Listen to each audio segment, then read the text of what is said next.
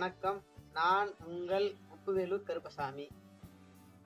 அடுத்தபடியா நம்ம மாந்திரீக வகுப்புல காளிய எப்படி நம்ம வழிபடணும், காளி மந்திரத்தை எப்படி நம்ம ஜபம் பண்ணி சித்தி பெறணுன்றதை தான் நம்ம பார்க்க போறோம். இப்ப காளி உபாசனை எடுக்கிறவங்க காளியை வச்சு பூஜை பண்ண போறேன், காளி தெய்வத்தோட அனுகிரகம் எனக்கு வேணும், மந்திர எந்திர சித்தியோட காளி தெய்வத்தை நான் வழிபாடு பண்ணி மாந்திரிகம் பண்ணணும் நினைக்கிறவங்களுக்கு காளி மந்திரம் எந்திரம் அப்படின்றத நம்ம இதுல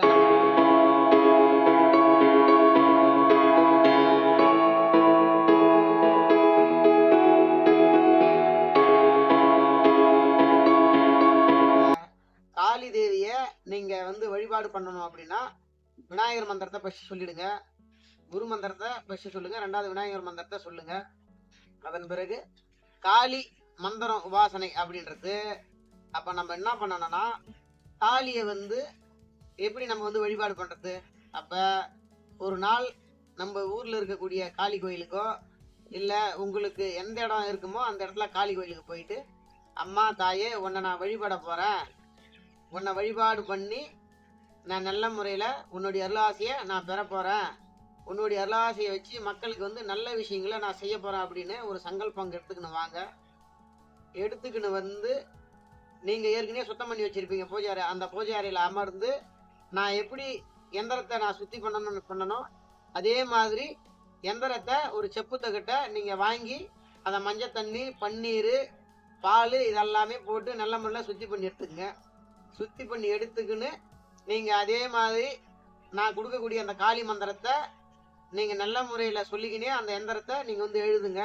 அதுக்கப்புறம் காளி தேவிக்கு உண்டான படையல் அப்படின்றத நீங்க போடணும். சைவ படையல் அசைவ படையல் அப்படின்னக்கூடிய ஒரு விஷயத்த நீங்க கட்டாயமா நீங்க செய்யணும். எப்படி செய்யணும்? இப்ப நீங்க சைவ படையல் அப்படின்னா கட்டாயமா அந்த பூஜையை நீங்க வீட்டுல பண்ணாதீங்க. உங்களுக்குன்னு ஒரு இடம் தனிமையில நீங்க பண்ணிக்கணும். இந்த பூஜையை தனிமையில தான் நீங்க பண்ணணும். தனிமையில ஒரு காலையில 4 to 5, மதியம் 12 to 1, இல்ல சாயங்காலம் 5 to 6, இல்ல இரவு 11 to 12, இல்ல 5 மணில இருந்து நீங்க 12 மணி 1 மணிக்குள்ள நைட்டுக்குள்ளே போனாலும் நீங்க பண்ணிக்கலாம். அப்ப இந்த பூஜையை நீங்க நல்ல முறையில அந்த பூஜை இடத்துல அவுள் பொறி கல்ல, அதாவது பாத்தீங்கன்னா அவுள் பொறி கல்ல படையல் போடுங்க.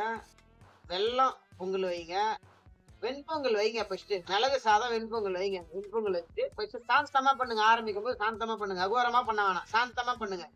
சாந்தமா பண்ணி நெய்வேத்தியெல்லாம் எல்லாமே வச்சு படைச்சிட்டு நல்லா அவுள் பொறி கல்ல வெண்பொங்கல்லாம் வச்சு படைச்சிட்டு பூசணிக்காய் பலி கொடுத்து எலுமிச்சம்பழம் பலி கொடுத்து ஒரு தீபம் போட்டு வத்தி தேங்காய் எல்லாமே உடைச்சி ஆராத்தனை தீபாரத்தனை எல்லாமே பண்ணிட்டு அதுக்கப்புறம் காளி மந்திரத்தை நீங்க மந்திரத்தை சொல்ல ஆரம்பிங்க. விநாயகர் மந்திரத்தையும் குரு மந்திரத்தையும் சொல்லி நீங்க காளி தேவி மந்திரத்தை, தாயே நீ நல்ல முறையில எனக்கு அனுகிரகம் செய்யணும், எனக்கு நல்ல முறையில நீ அருளாசை கொடுக்கணும் அப்படின்னு காளி மந்திரத்தை நீங்க விடாத உங்களால எவ்வளவு சொல்ல முடியுமோ 108 1008 நீங்க சொல்லிக்கின்னு வாங்க.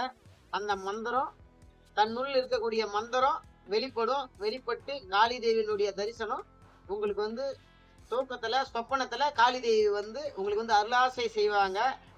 தாய்கிட்ட நீங்க என்ன கேட்கணுமோ அதை நீங்க கேட்டு வாங்கிக்கங்க. நான் இன்னதுதான் செய்ய போறேன், இன்னதுதான் போக போறேன் அப்படின்றத நீங்க ஒரு கோயில போய் சங்கல்பம் எடுத்துட்டு வந்தீங்க இல்லைங்களா, அதுக்குரியத இங்க உங்களுக்கு கொடுப்பாங்க. கட்டாயமா வெத்தலை பாக்கு அவுள் பொறி கல்ல வைக்கும் போது 10 ரூபாய் படி காணிக்க, 21 ரூபாய் படி காணிக்க, 11 ரூபாய் படி காணிக்க. இதனால உங்களுக்கு எவ்வளவு காசு அந்த இடத்துல வைக்க முடியுமோ காளி தேவிக்கு உண்டான தட்சணையை நீங்க பூஜை செய்யக்கூடிய இடத்துல வைங்க. கட்டாயமா நீங்க பூஜை செய்யக்கூடிய இடம் தனிமையா தான் இருக்கணும். தனிமையில தான் அந்த பூஜையை நீங்க பண்ணணும்.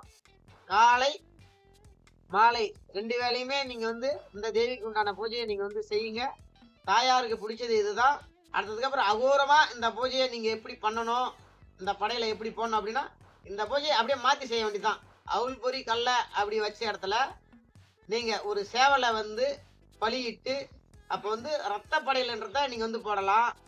இல்ல அந்த சேவலை பலியிட்டு நீங்க அதை சமைச்சு நீங்க நல்ல முறையில் அந்த மாமிசத்தை செஞ்சும் நீ தாயாருக்கு வந்து படைக்கலாம். படையெல்லாம் போட்டு அந்த தாயாருக்கு வந்து படைக்கலாம். படைக்கும்போது உங்களுக்கு நல்ல விதமான ஒரு அனுகிரகன்றது உங்களுக்கு கிடைக்கும். வேலைகளும் சீக்கிரமாக நடக்கும். நீங்கள் எடுத்த உடனே நீங்கள் வந்து அசைவ முறைக்குன்றது போடாதீங்க. சைவ முறையிலேருந்து அசைவ முறைக்கு வாங்க. இந்த பூஜை உங்களுக்கு நல்ல முறையில் கை கொடுத்து காளி தேவியினுடைய அருளாசை உங்களுக்கு கிடைக்கும். இன்னும் தாயார் காளி தேவியினுடைய வழிபாட்டு முறையும் எந்திர முறையும் தந்திர முறையும் மாந்திரிக முறையும் இன்னும் அடுத்தடுத்து மிகப்பெரிய அளவெல்லாம் நான் உங்களுக்கு கொடுக்குறேன். பார்த்து கற்றுக்குங்க.